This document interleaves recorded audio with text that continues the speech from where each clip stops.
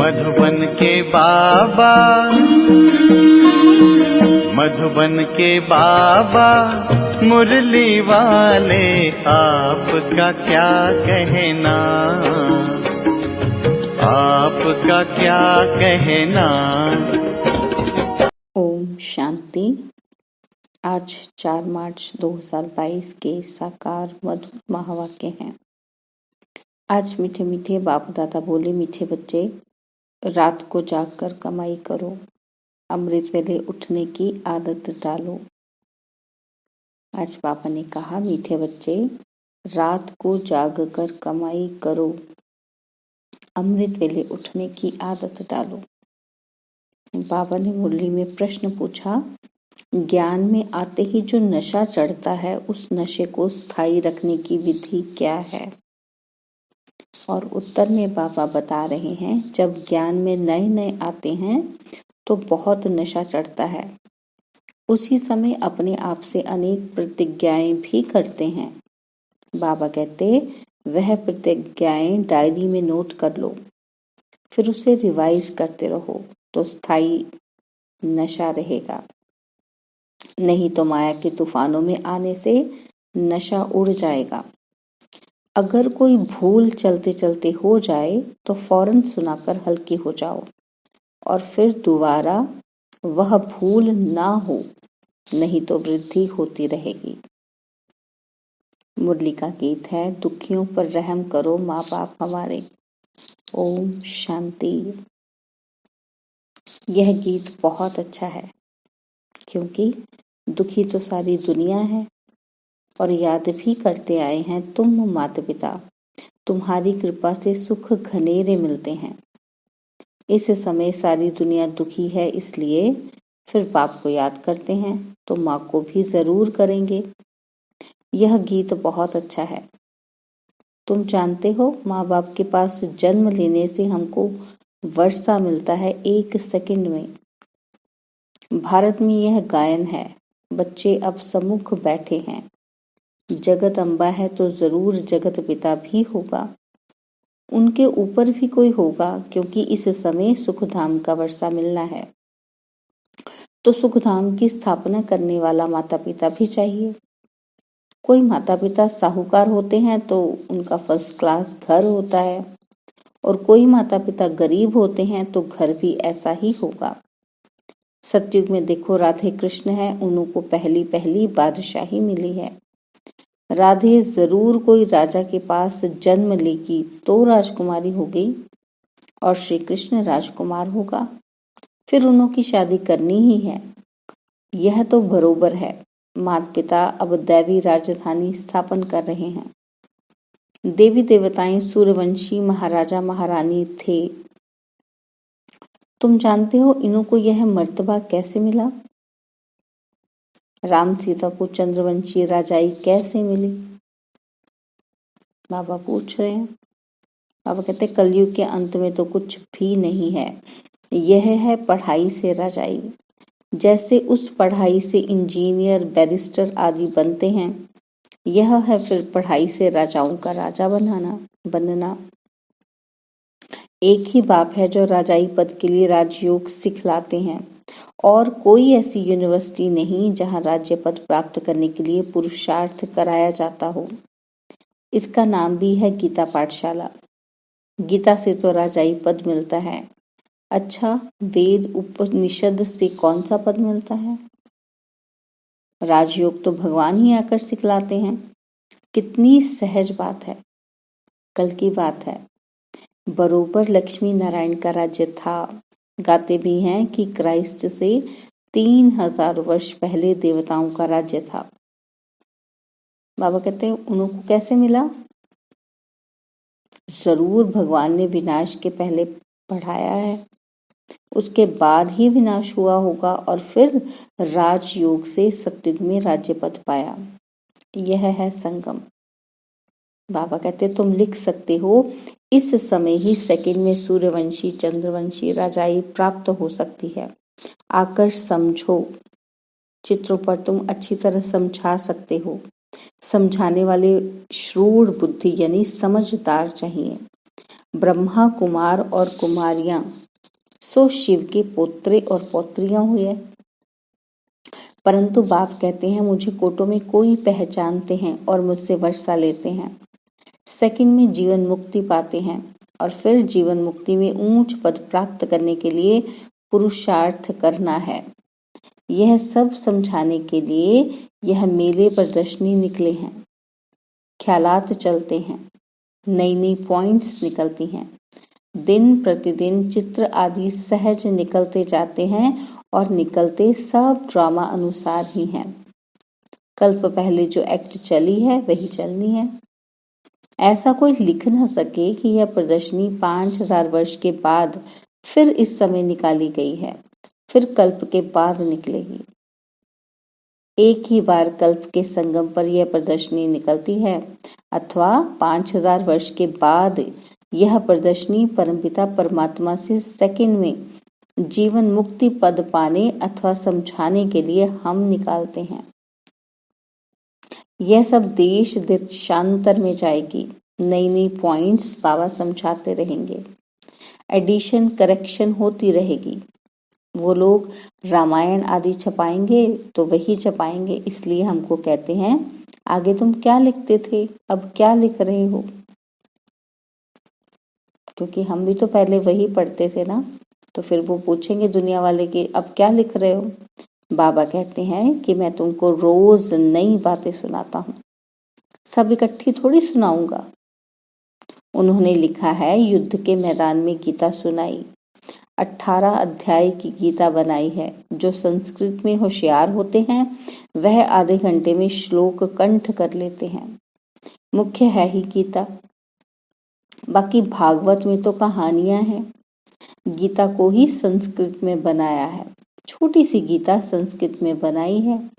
ज्ञान सागर बाबा तो इतना ज्ञान सुनाते हैं जो सागर को स्याही बनाओ, कलम बनाओ, सारी पृथ्वी को कागज बनाओ तो भी पूरा ना हो।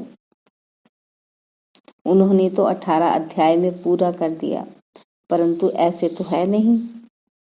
ना कोई संस्कृत की बात है, हिंदी भाषा चलती है। भाषाएं तो ढेर हैं, सब भाषाएं एक तो नहीं सीख सकते। कोशिश करके 5-6 भाषाएं कोई सीख जाता है तो उनका भी बहुत मान होता है। अब भगवान सभी भाषाओं में थोड़ी समझाएगा, वह तो हिंदी में ही समझाते हैं। जैसे हिंदी टूटी फूटी सब जानते हैं, ऐसे अंग्रेजी भी टूटी फूटी जानते हैं। तुम बच्चों को बाबा हिंदी में समझाते हैं, भक्तों को भगवान आकर भक्ति का फल देते हैं। भगत तो अनेक हैं, भगवान एक है। कहते भी हैं पतित पावन आओ, ऐसे तो नहीं कहते भगवान आओ। सबका बाप एक ही है, सबका गॉड फादर एक है, वह क्रिएटर है। क्रिएट करेंगे सुख के लिए, बाप बच्चों को सुख के लिए ही चाहते हैं। गॉड फादर स्वर्ग रचते हैं और जिन्हों को स्वर्ग का मालिक बनाते हैं उनको गॉड गॉडेज कहा जाता है, परंतु सबको नहीं कहेंगे, यह बहुत गुप्त बातें हैं। गॉड फादर एडम ईव द्वारा कैसे सृष्टि रचते हैं, गॉड अलग है, यह धीरे धीरे समझते जाएंगे। झाड़ वृद्धि को पाता रहेगा। बाबा कहते भारत को ही मुक्ति जीवन मुक्ति मिलती है, सुख धाम भारत बनता है। पहले भारत ही प्राचीन खंड था जहां देवी देवताएं राज्य करते थे। उसके बाद इस्लामी बौद्धी खंड स्थापन हुए। बिल्कुल सहज है, जिस समय जिसका सैपलिंग लगना है उनका ही लगता है। देखो कैसे कैसे पत्र लिखते हैं कि बाबा हम 4 दिन के बच्चे हैं, हमने आपको पहचान लिया है। कोई तो कितने वर्षों तक भल आते रहते हैं परंतु कभी पत्र भी नहीं लिखते, और कोई तो फट से पत्र लिखते हैं। आगे चलकर माया के तूफान बहुत आएंगे, तूफान से पुराने पत्ते भी गिर जाते हैं। नयों को पहले पहले खुशी का पारा बहुत चढ़ता है। बाबा हम आपके होकर रहेंगे, परंतु माया कम नहीं है। जब प्रतिज्ञा करते हो तो डायरी में नोट रखो, तो हमने क्या क्या प्रतिज्ञा की है। कोई तो प्रतिज्ञा कर फिर कभी डायरी को देखते भी नहीं है। बाबा कहते हैं इससे क्या फायदा, ऐसे नहीं हमारे पिछाड़ी वाले पढ़ेंगे। यहाँ तो कई पोत्रे पोत्रियां आदि रहने नहीं हैं। जिसने जो उठाया सो उठाया, ना पढ़ा तो कच्चा ही रह जाएगा। थोड़ी भूल कर फिर बताया नहीं तो भूल वृद्धि को पाती रहेगी। एक कहानी भी है ना कि माँ का कान पकड़ा कि तुमने मुझे पहले क्यों नहीं सुनाया, पहले सुनाती तो मुझे जेल नहीं मिलता। ऐसी कहानी है ना। तो बाबा कहते ये सब दृष्टांत है, कभी चोरी नहीं करनी चाहिए, नहीं तो आदत पड़ जाएगी और धर्मराज के बहुत डंडे खाने पड़ेंगे। अब बाप से जितना वर्षा लेना हो सो ले लो।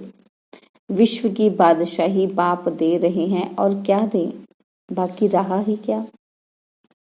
अपनी बैगरी जीवन है, इसमें देही अभिमानी बनना है। देह सहित सारी दुनिया को हम भूलते हैं। लोभ नहीं रखना चाहिए, जो मिले सो अच्छा। कहा जाता है मांगने से मरना भला। शिव बाबा के भंडारे से तो सब कुछ मिलता ही है। अमृत वेले आपे ही उठने की आदत डालनी है। बाबा कहते रात को जाग कर कमाई करो। बाबा ने यह तन अनुभवी लिया है, वह भी रत्न, यह भी ज्ञान रत्न। आजकल झूठे हीरे भी ऐसे निकले हैं जो बात मत पूछो। चित्रों पर समझाना बहुत सहज है। सेकंड में बाप से आकर वर्षा लो। ऊपर में बाबा और यह है ब्रह्मा कुमार कुमारियां।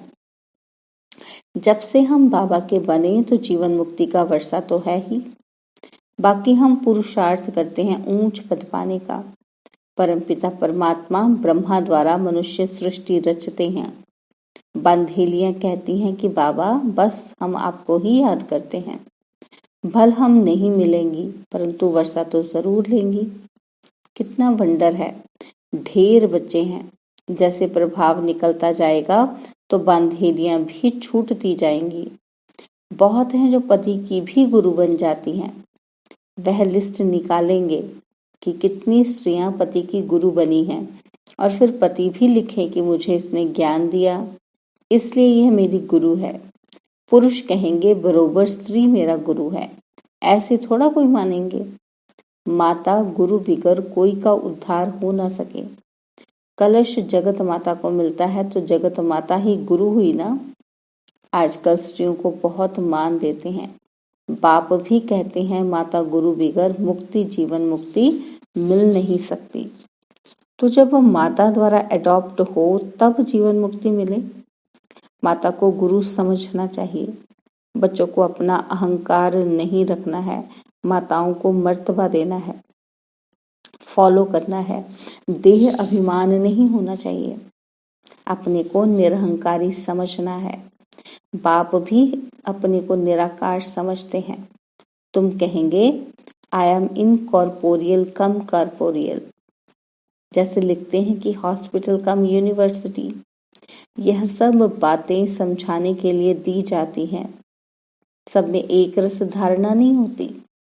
पुरुषार्थ कर धारण करना और कराना है। सुना और सुनाया तुरंत दान महापुण्य। धन दान नहीं करेंगे तो साहूकार कैसे बनेंगे। बाबा कहते तुम हो सबसे जास्ती लोभी। सारे विश्व का मालिक बनने की कितनी भारी कामना है। हर एक को सदा सुखी सदा शांतमय बनाना है। मनुष्य मात्र को कलयुगी भ्रष्टाचारी से सतयुगी श्रेष्ठाचारी बनाना है। भारत में देवताएं थे, अभी नहीं है, फिर जरूर देवताएं होंगे। उनको स्वर्ग कहा जाता है। पैराडाइज अक्षर बहुत अच्छा है। हम पुरुषार्थ कर रहे हैं स्वर्ग का मालिक बनने के लिए। एक बाप के सिवाय बाकी सब भूल जाना है। सबसे मोह नष्ट हो जाना चाहिए। अच्छा, मीठे मीठे सिकिलते सर्वे सेवल बच्चों प्रति माता पिता बाप दादा का याद प्यार और गुड मॉर्निंग। रूहानी बाप की रूहानी बच्चों को नमस्ते। हम रूहानी बच्चों की रूहानी बाप दादाजी को दिल व जान सिख व प्रेम से नमस्ते। ओम शांति। प्यारे बाबा, मीठे बाबा, मेरे बाबा, शुक्रिया बाबा, शुक्रिया बाबा, शुक्रिया बाबा। धारणा के लिए मुख्य सार है। पहला पॉइंट है, इस बैगरी जीवन में पूरा पूरा देही अभिमानी बनना है। किसी भी चीज का जास्ती लोभ नहीं रखना है। जो मिले सो अच्छा, मांगने से मरना भला। और सेकंड पॉइंट है, अपना अहंकार न रख माताओं को मर्तबा देना है। बाप समान निराकारी निरहंकारी बनना है। ज्ञान धन का दान करना है। और बाबा ने वरदान दिया, चारों ही सब्जेक्ट को अपने स्वरूप में लाने वाले विश्व कल्याणकारी भव। चारों ही सब्जेक्ट को अपने स्वरूप में लाने वाले विश्व कल्याणकारी भव। पढ़ाई की जो 4 सब्जेक्ट हैं, उन सबका 1-2 के साथ संबंध है। जो ज्ञानी तो आत्मा है, वह योगी तो आत्मा भी अवश्य होगा। और जिसने ज्ञान योग को अपना नेचर बना लिया, उसके कर्म नेचुरल युक्ति युक्त व श्रेष्ठ होंगे। स्वभाव संस्कार धारणा स्वरूप होंगे। जिनके पास इन तीनों सब्जेक्ट की अनुभूतियों का खजाना है, वह मास्टर दाता अर्थात सेवाधारी स्वतः बन जाते हैं। जो इन चारों सब्जेक्ट में नंबर 1 लेते हैं, उन्हें ही कहा जाता है विश्व कल्याणकारी। और स्लोगन है, माया के विकराल रूप के खेल को साक्षी होकर देखो तो निर्भय रहेंगे। स्लोगन, माया के विकराल रूप के खेल को साक्षी होकर देखो तो निर्भय रहेंगे। ओम शांति। आज के कुछ अनमोल ज्ञान रत्न सुनेंगे दादियों की पुरानी डायरी से। तो लिखा है, ज्ञान की महसूसता का सुख है ही शांति, अर्थात निर्विकल्प हो जाना। अंदर जाने से शांत रूप हो जाते हैं। इस अविनाशी ज्ञान से संपूर्ण शांति के स्थान पर जाए पहुंचते हैं। शांत अर्थात योग निष्ठी अवस्था को धारण करने से योग की बहुत तेज लाइट निकलती है। तेज निकलता है, लाइट निकलती है। तो जो दिन रात ऐसी मीठी योग की अवस्था में रहते हैं, उन्हें अपरम अपार खुशी होती है। उनके सब हद के बंधन टूट बेहद की स्थायी खुशी प्रकट हो जाती है। ऐसी अवस्था में दिल बहुत हल्की रहती है और खुशी की लहरों में फूले नहीं समाते हैं। यही निष्ठा की चाबी है, जो हम देवी वत्सों ने पिता ईश्वर से प्राप्त की है। अच्छा, ओम शांति। और अब यह एक बहुत अच्छी वीडियो भी जरूर देखें।